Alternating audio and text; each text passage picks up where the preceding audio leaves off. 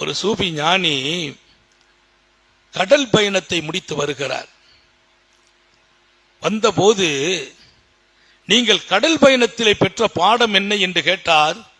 அவர் சொன்னார், நான் கடலிலே இருந்து பெற்ற பாடம் மீனை பார்த்தேன், பாடம் படித்தேன். என்ன பாடம் படிச்சீங்க? கடலுக்குள்ளே வாழ்கிறது, உப்பு நீரில் வளருகிறது.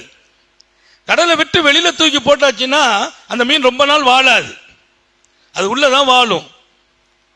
ஆனா அந்த மீனை வாங்கி வீட்டில் கொண்டு சமைப்பதற்கு போன போது உப்பு இல்லாம சமைச்சால் அந்த மீன் பிரயோஜனம் இல்லை, உப்பு போட்டு தான் சமைக்க வேண்டியிருக்குது.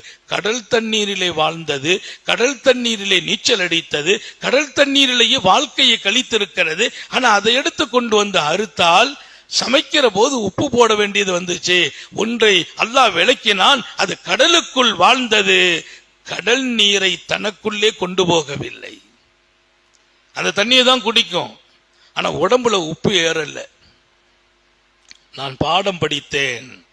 உலகம் வாழ்வதற்கு, உலகத்தை விட்டு நம்ம எங்கேயும் போய்லாம் வாழ முடியாது, உலகத்துல வாழணும், உலகம் நமக்குள்ளே வரக்கூடாது.